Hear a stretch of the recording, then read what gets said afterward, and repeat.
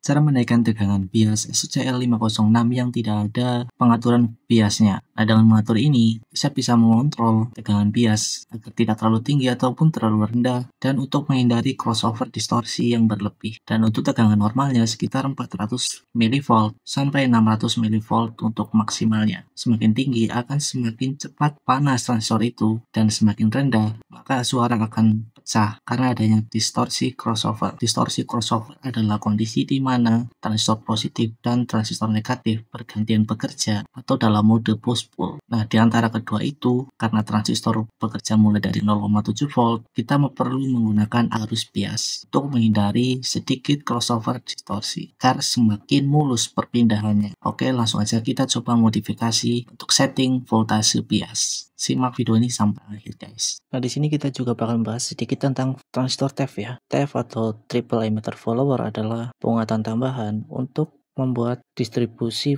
arus lebih maksimal. Cocok banget buat kalian yang menggunakan transistor lebih dari 5 set karena transistor driver bawaan tidak kuat untuk men-driver banyak set seperti itu. Misal satu set transistor ini membutuhkan sekitar 200 mA, maka tinggal dikalikan berapa set maka akan ketemu berapa miliampere atau bahkan ampere, karena setiap transistor mempunyai HFE atau penguatan. Untuk arus bias sekitar 100 miliampere, biasanya dia bakal bekerja maksimal yang untuk transistor 2SC5200 atau 2SA. Nah, dengan menambahkan transistor TEF, kita dapat membantu transistor ini yang tidak kuat untuk mensuplai banyak transistor. Makanya kita memerlukan transistor TEF di sini agar distribusi merata setiap setnya, karena jika kurang maka supply akan diutamakan pada satu set di awal atau beberapa set awal ya, atau bahkan jebol transistor driver ini. Nah, lanjut kita bakal setting bias idle atau bias untuk mencegah crossover, untuk mencegah over bias dan lain-lain. Kita di sini mempunyai bias idle sekitar 0,3 ya, 0,3 plus dan 0,3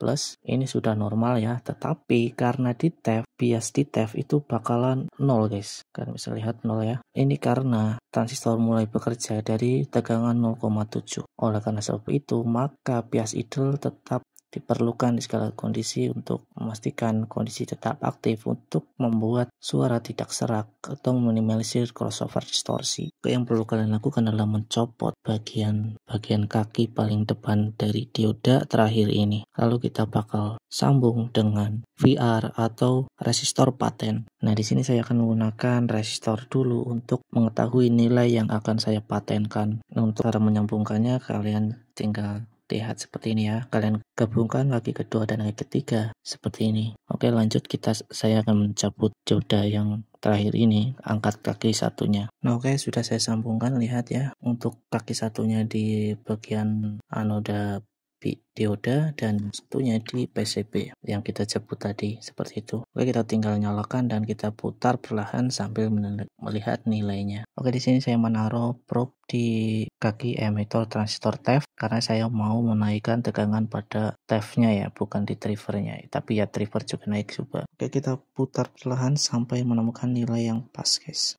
Saya mau atur di 0,4 volt. Oke, sudah di sekitar 0,4 ya. Di positif dan negatifnya sudah seimbang sekitar segitu. Nah, kita tinggal ukur resistornya ya. Kita cabut kakinya lalu kita ukur. Nah, setelah saya ukur ternyata sekitar 0,9 kilo ohm ya, atau 1 kilo ohm. Jadi kita sudah tahu nilainya. Untuk menaikkan biasnya sekitar 1 kilo ohm.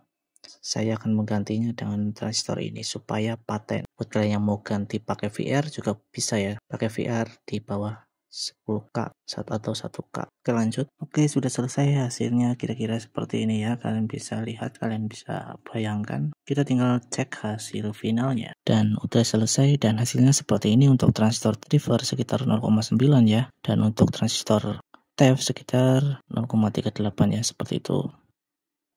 Nah, jadi ini udah lumayan dan aman untuk pemakaian harian dan jangka panjang ya, untuk 0,38 atau 0,4 lah.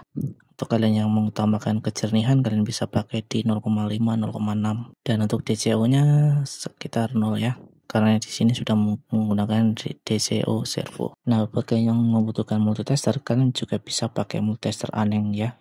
Multitester ini bisa untuk teknisi ya, teknisi HP maupun teknisi elektronik seperti ini. Udah bisa otomatis dan manual, bisa untuk mengukur elko. Jadi bisa banget diandalkan. Buat kalian yang penasaran, kalian bisa cek aja di video-video saya lainnya tentang multitester ini. Dan untuk pengaturan ini saya sudah selesai. Jika penyampaiannya saya berbelit-belit, memang saya masih pemula ya. Saya sedikit sharing.